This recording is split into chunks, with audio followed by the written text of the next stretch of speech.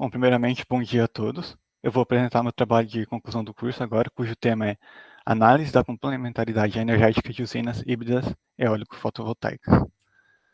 Bom, nos últimos anos a gente tem sofrido uma crise aí devido ao Covid-19, que foi uma doença que se propagou rapidamente, se espalhando por todo o mundo, gerando uma pandemia, que afetou não somente a vida de várias pessoas, mas também a economia no mundo inteiro, encarecendo produtos e serviços.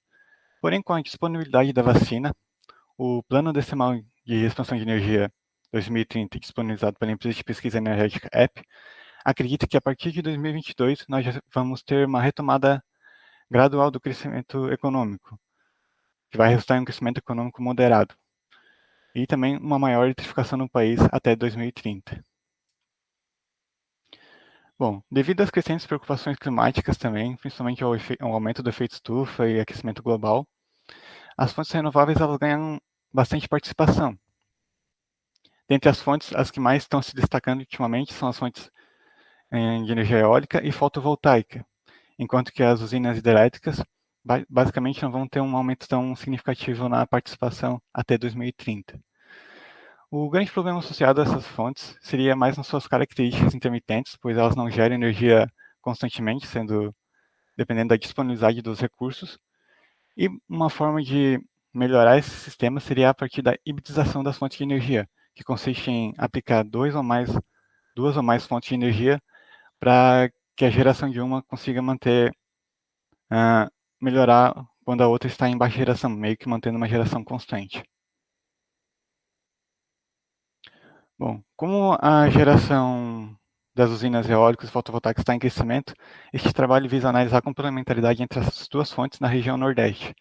Aqui nós temos os objetivos específicos, que seria avaliar a previsibilidade do perfil de geração eólica e fotovoltaica ao longo de um certo período de dados coletados, entre 3 a 5 anos, analisar o efeito de complementaridade através de gráficos e dados estatísticos de alguns conjuntos eólicos e fotovoltaicos existentes no estado da Bahia, Ceará e Rio Grande do Norte, e analisar como diferentes configurações de sistemas fotovoltaicos com e sem rastreamento afetam a complementaridade, bem como também analisar a necessidade de armazenamento para melhor distribuir a energia gerada e também evitar perdas de geração. Dando só uma passada por cima do assunto, aqui nós temos o Atlas Solar, que mostra a média diária anual de radiação solar global horizontal, que a coloração mais amarelada mostra os menores índices, enquanto os tons mais avermelhados mostram os maiores índices. E aqui já é perceptível que a região Nordeste realmente apresenta grandes índices de radiação, mostrando um grande potencial fotovoltaico nessa região. Enquanto que a região Norte, por exemplo, é um dos que mostra menores índices. E essa dispersão é bem gradual, como pode ser vista. Olhando para o Atlas eólico, essa dispersão já não é mais tão gradual. Existem certas regiões bem específicas em que existe uma certa velocidade de vento satisfatória para a geração eólica. Aqui nós temos que a região com os maiores índices são apresentados com uma coloração avermelhada, e pode ser notado que a região nordeste também ganha bastante destaque, sendo principalmente o interior da Bahia e mais o litoral norte da região nordeste como um todo. Olhando para o sul também é uma certa potencial eólico no litoral do Rio Grande do Sul também, então a gente pode ver. Falando um pouquinho só sobre usinas híbridas, segundo a EP, existem algumas formas que uma usina pode interagir uma com a outra, sendo, por exemplo, usinas adjacentes, que seriam usinas que estão próximas ou até mesmo compartilhando do terreno. Isso faz com que tenha que ter um bom planejamento, pois uma usina pode acabar prejudicando outra, como questão de sombreamento, aumento da rugosidade do terreno. Mas, em contrapartida, também gera uma economia, pois tu tem um melhor aproveitamento do terreno, do espaço disponível. Essas usinas elas não misturam a geração, não há uma contratação individual da rede.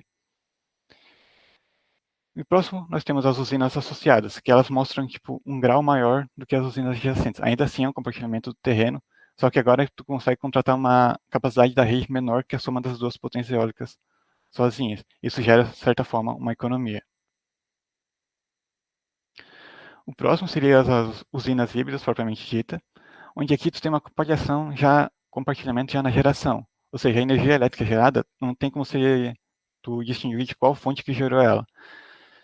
Isso já acontece já no processo de geração, então ela é que apresenta a maior interação entre as usinas. Aqui também pode ocorrer o compartilhamento de equipamentos, principalmente for equipamentos que podem ser usados nas duas fontes. Por último, nós temos os portfólios comerciais. Esses aqui são os mais diferentes, não tem uma necessidade de estarem próximos ou até mesmo compartilhando o mesmo terreno. Eles têm mais uma relação contratual comercial, servindo mais como uma diversificação de ativos. Não entrando muito na questão de usinas híbridas, mas também sendo uma interação que uma usina pode ter com a outra. Bom, aqui só falando um pouquinho do papel do armazenamento. Ele serve principalmente para tu conseguir garantir que certa energia possa ser armazenada e depois injetada na rede novamente. Na questão de usinas híbridas, isso ajuda a evitar o curtailment, que seria basicamente um desperdício de energia quando a geração variável, que são essas gerações de fontes renováveis, acaba passando o limite de escoamento contratado.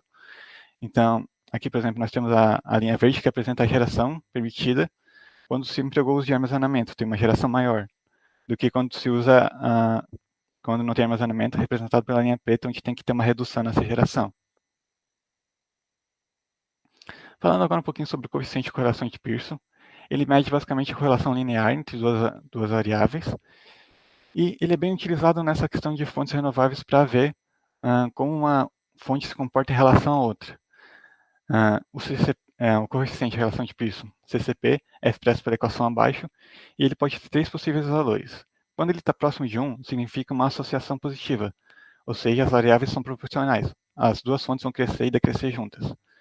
Quando o valor está em 0, não é possível dizer se há uma relação entre as duas fontes, e quando ele está próximo de menos 1, há uma associação negativa e as variáveis são inversamente proporcionais.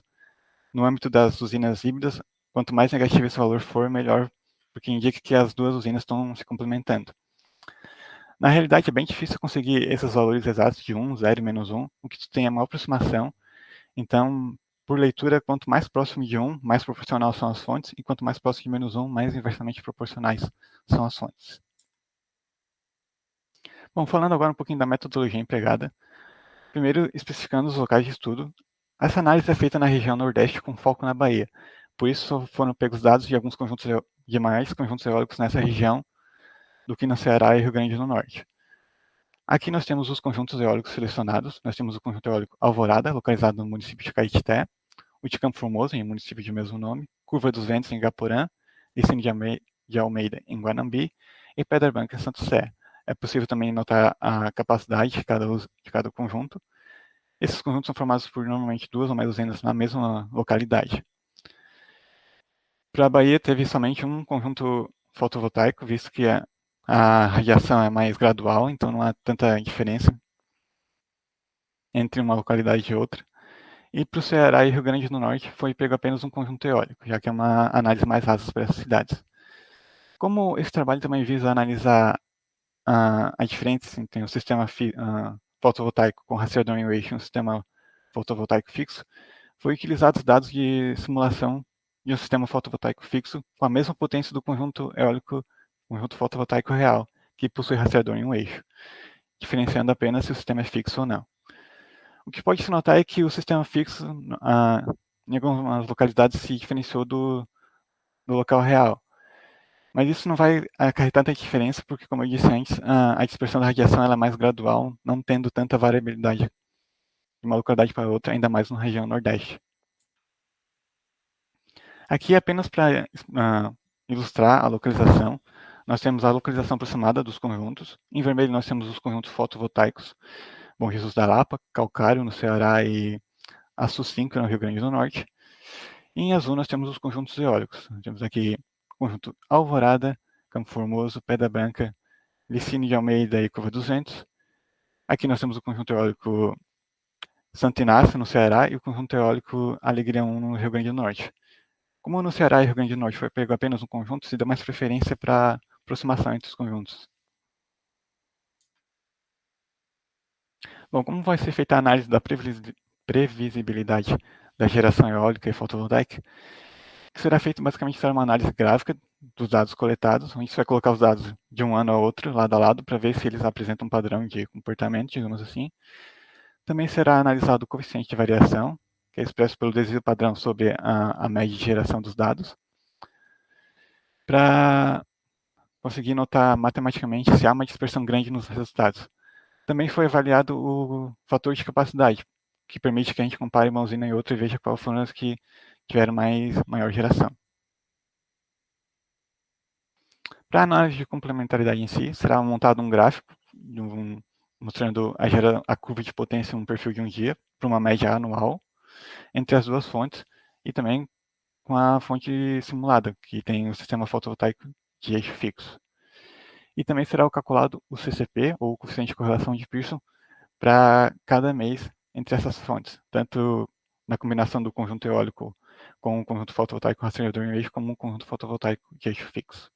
Esses dados utilizados nessa simulação foram os dados do ano de 2020. Bom, o último passo seria o armazenamento, onde será simulado o papel do armazenamento, quanto de energia tem que ser armazenada para um limite de escoamento equivalente à potência instalada no conjunto eólico. Então, por exemplo, o sistema híbrido simulado do conjunto eólico Alvorada com o conjunto fotovoltaico de Bom Jesus da Lapa terá um limite de escoamento igual à capacidade instalada no conjunto eólico Alvorada. Então, toda a energia que passar desse limite, ela será armazenada. Essas análises também foram feitas para o ano de 2020. Bom, agora chegando na parte dos resultados. Aqui nós temos o gráfico que mostra um gráfico de base que mostra a potência entre o ano de 2018 e 2020 dos conjuntos eólicos Alvorada em azul, Curva dos Ventos em laranja e Licínio de Almeida na cor acinzentada. Note-se que a geração mais ao meio do ano tende a ter um aumento na sua potência, enquanto que da passagem de um ano para outro, ali para novembro, dezembro, janeiro, existe uma redução nesses valores. Isso se repete para o ano de 2019 e para 2020. Claro, com algumas variações, mas mostra-se um comportamento semelhante, né, indicando uma previsibilidade. De certa forma, de maio a setembro tem os maiores valores e de fevereiro a abril os menores. Aqui os outros dois conjuntos eólicos da Bahia, o de Campo Formoso em azul e o de Pedra Branca em alaranjado, também mostrando uma semelhança de comportamento, basicamente crescendo entre maio e setembro e tendo uma redução nos valores de fevereiro a abril. Agora os conjuntos eólicos de Santo Inácio, no Ceará, e Alegria 1, no Rio Grande do Norte. Eles apresentam exatamente o mesmo comportamento, uma certa elevação em um período e uma redução em outro, porém ele não está igual aos da Bahia, ele está um pouquinho deslocado. Agora os maiores valores não estão concentrados no meio do ano, e sim mais ao final, entre agosto e dezembro, enquanto que os menores estão entre fevereiro e julho, mas sim o comportamento também é semelhante de um ano para o outro. Aqui nós temos uma tabela que mostra o coeficiente de variação.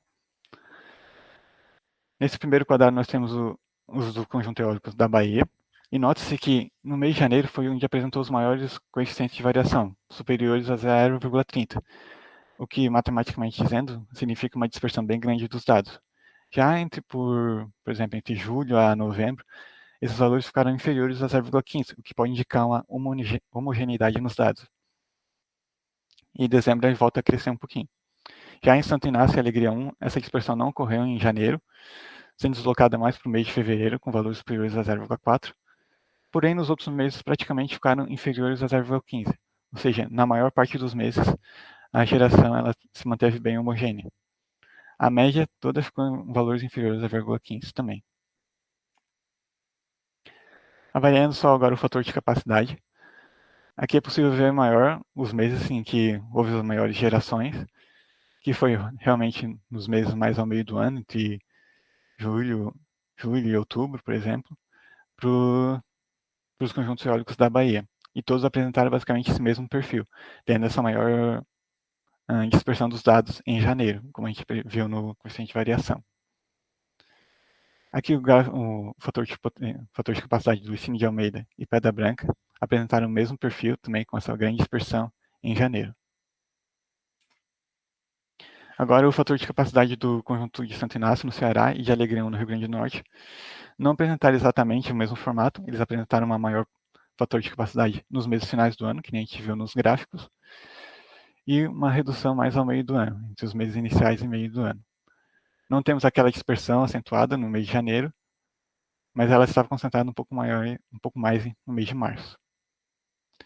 Note-se também que na Bahia, os conjuntos eólicos da Bahia, o fator de capacidade dele ficou oscilando entre 20% e 60% para todos os conjuntos, mostrando de certa forma que Na região da meia existe certo um padrão de fator de capacidade, que vai ficar entre 20% e 60% em todos os conjuntos. No Ceará foi onde apresentou os maiores, embora ele caia para 20% nos períodos menores de menor fator de capacidade, ele sobe para patamares de cerca de 70% nos meses de maior geração.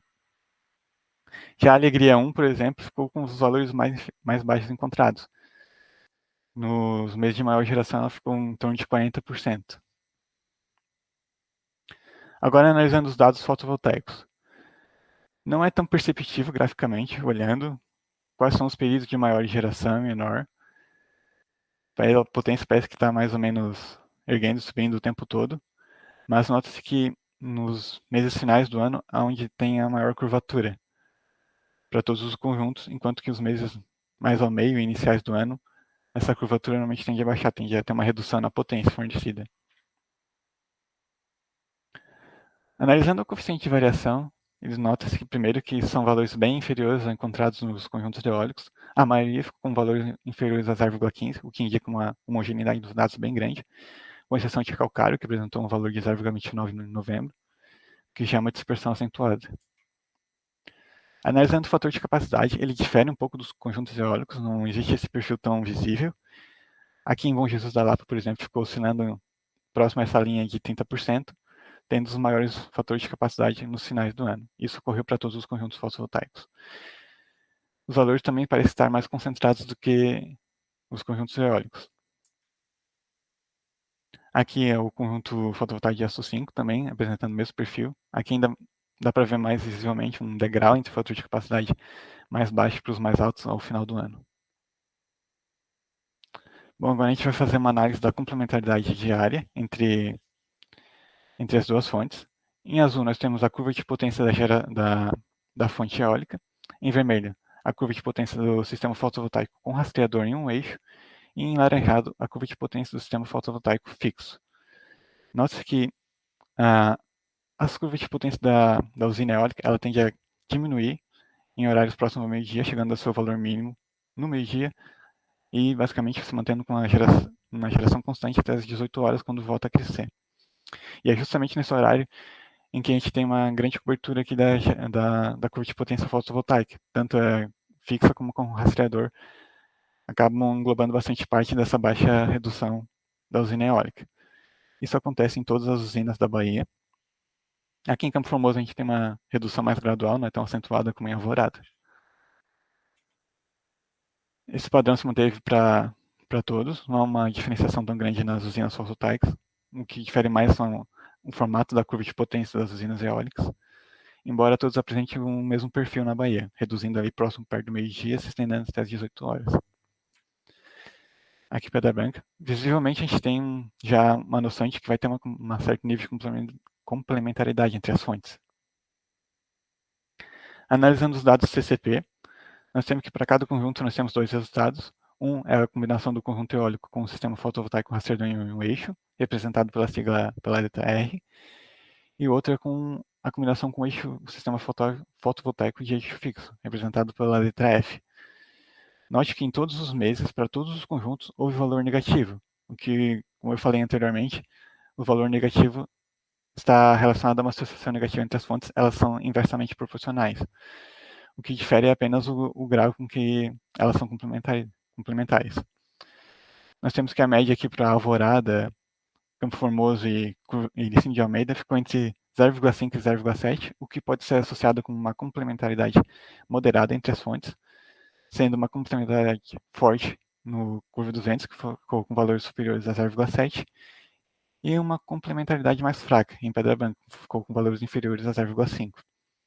Note também que, em todos os casos, os sistemas fotovoltaicos com rastreio em eixo apresentaram valores maiores, indicando que, justamente por eles possuírem uma curva mais retangular, eles acabam englobando maior área da curva de baixa potência da geração eólica. Então, acaba resultando em um CCP mais agravante, por exemplo. Analisando o Ceará, diferente dos conjuntos eólicos que tende a diminuir na Bahia, que tende a diminuir perto das 12, esse aqui já diminui lá perto das 6, se mantendo basicamente a curva de potência tende a ficar constante até perto do meio-dia, quando volta a crescer.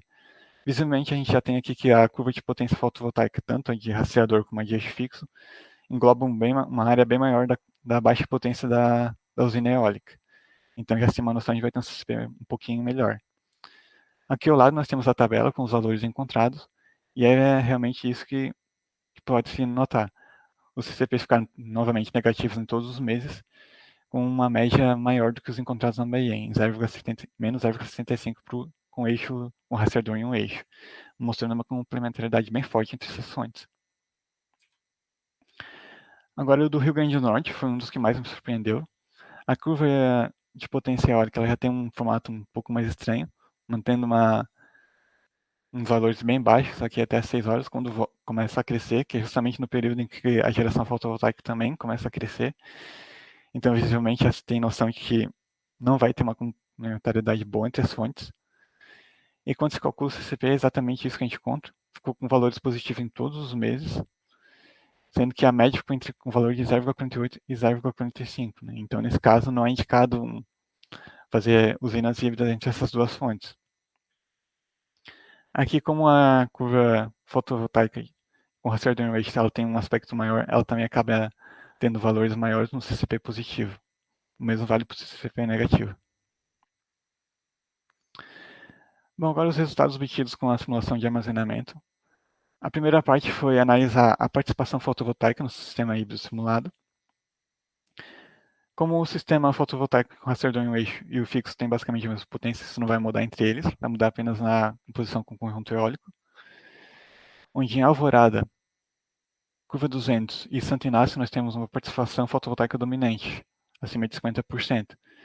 Como a gente está considerando que o limite de escoamento é equivalente à capacidade da usina eólica, quanto maior for a participação fotovoltaica, mais tende-se a essa geração passar desse limite estipulado. Já nos outros, a participação fotovoltaica não foi tão agravante. Essa primeira tabela mostra apenas a combinação dos sistemas eólicos com o sistema fotovoltaico rastreador em um eixo. Aqui não tem nada do eixo fixo. A primeira coisa que a gente pode notar é que Campo Formoso e Pedra Branca não houve necessidade de armazenamento. Isso porque essas usinas elas têm uma dominância bem grande da usina eólica e a geração fotovoltaica ela acaba não sendo agravante nesses casos, então não houve necessidade de armazenamento.